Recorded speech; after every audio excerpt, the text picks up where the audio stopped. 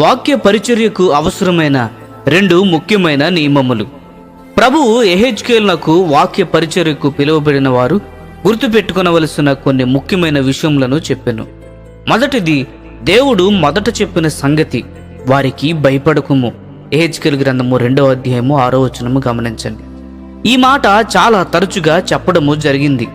నరపుత్రుడా, నీవు బ్రహ్మదండి చెట్లలోను ముండ్ల తుప్పలలోను తిరుగుచున్నావు, తేళ్ల మధ్య నివసించుచున్నావు.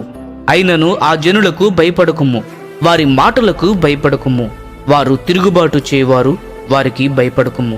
యెహెజ్కేలు గ్రంథము 2వ అధ్యాయము 5-6 వచనములు గమనించండి. యెహెజ్కేలు ప్రవచించినప్పుడు ఇశ్రాయేలు ప్రజలు మండిపడి అతన్ని చంపేదమని బెదిరించిరి. ప్రతి ప్రవక్త అటువంటి వ్యతిరేకతను ఎదుర్కొని ఉన్నాడు. దేవుడు అటువంటి ప్రవక్తల పక్షముగా ఉన్నాడు. మరియు నీవు కూడా అలాగున మాట్లాడుటకు పిలువబడినట్లయితే నీ పక్షముగా కూడా ఆయన ఉండును. దేవుని యొక్క సార్వభౌమాధికారమే ఇటువంటి ప్రవక్తలకు ధైర్యము. ప్రభువు యెహెజ్కేలుతో ఇలాగూ చెప్పెను, వారు వినినను వినకపోయినను నేను సెలవిచ్చిన మాటను నీవు వారికి తెలియజేయము. యెహెజ్కేలు గ్రంథము 2వ అధ్యాయము 7వ వచనము గమనించండి. వారు వినకపోయినను ప్రవక్త వచ్చి ఉన్నాడని ఒకరోజు గుర్తించెదరు. ఒకసారి వర్తమానము ఇచ్చిన తరువాత ప్రవక్త యొక్క బాధ్యత ముగుస్తుంది. కానీ అతడు వర్తమానము ఇవ్వకున్నట్లయితే వారి రక్తము అతని చేతుల మీద ఉంటుంది. యెహెజ్కేలు 3వ అధ్యాయములో ప్రభువు యెహెజ్కేలుతో తానిచ్చిన గ్రంథమును భక్షించమని చెప్పాను. మనము ఇతరులకు ఇచ్చే వర్తమానము మొదటగా మనము భుజించి జీర్ణము చేసుకొనవలెను. దేవుని వాక్యము అతని నోటిలో తీయని తేనె వలె ఉండెను. ప్రకటన గ్రంథంలో కూడా ప్రభువు యోహానును గ్రంథమును తినమని చెప్పెను. అప్పుడు మాత్రమే యెహెజ్కేలు మరియు యోహాను ప్రవచించుటకు అనుమతించబడిరి. వాక్య పరిచర్యలో ఇది ఒక ప్రధానమైన నియమము. దేవుడు నీ ద్వారా ఇతరులతో చెప్పాలనుకున్న వర్తమానమును మొదట నీతో చెప్పును. దేవుని వాక్యము బోధకులను ఈ విధముగా సవాలు చేయుచున్నది. దొంగిలవద్దని ప్రకటించు, నీవు దొంగిలించదవా? నీవు ఇతరుల గురించి చెడుగా మాట్లాడినప్పుడు అతని పేరు ప్రతిష్టలను దొంగిలించుచున్నావు. దీనిని దొంగతనముగా గుర్తించుచున్నావా? లేక డబ్బు దొంగిలించుటయే దొంగతనము అనుకొనుచున్నావా? వ్యభిచరించవద్దని చెప్పు, నీవు వ్యభిచరించదవా? నీవు మోహపు చూపు చూచుచున్నావా? దేవుని అభిషేకము కావాలంటే మొదట గ్రంథమును భుజింపవలను. చాలా మంది బోధకులు గ్రంథమును భుజించకుండానే బోధించుచున్నారు. అందుకే వారి వాక్య పరిచర్య మృతమైనదిగా ఉండి విసుగు పుట్టించుచున్నది.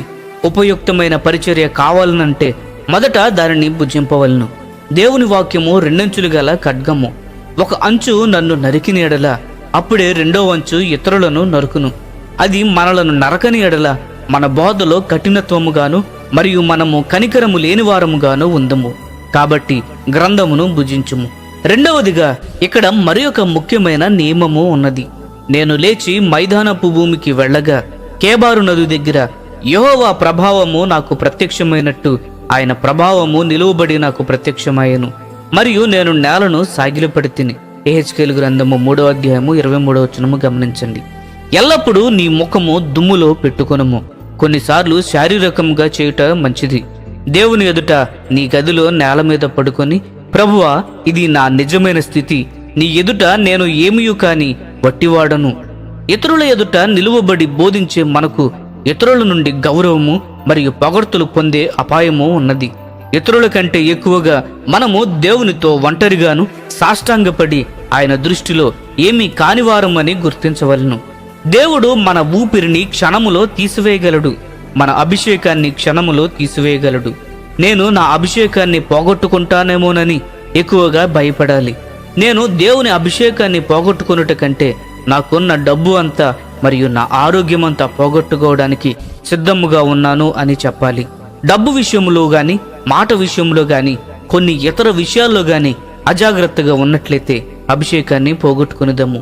యెహెజ్కేలు ముఖము నేల మీద ఉన్నప్పుడు ఆత్మ ఆయన మీదకు వచ్చి ఆయనను కాళ్ల మీద నిలవబెట్టెను. అక్కడ దేవుని ఎదుట మనము నేల మీద ఉన్నప్పుడు ఆత్మ కుమ్మరింపబడును. మనలను ఆయన లేవనెత్తి గనపరచును. నిన్ను నీవు ఎన్నడూ గనపరుచుకొనవద్దు. ప్రియమైన స్నేహితులారా, వాక్య పరిచర్యకు అవసరమైన ఈ 2 నియమములను మనము గమనించవలను. ఈ సందేశములు మీకు ఆశీర్వాదకరముగా ఉన్నట్లయితే లైక్ చేయండి, సబ్స్క్రైబ్ చేయండి, అనేకులకు షేర్ చేయండి. మీ విలువైన అభిప్రాయములను కామెంట్ రూపంలో మాతో పంచుకొనండి.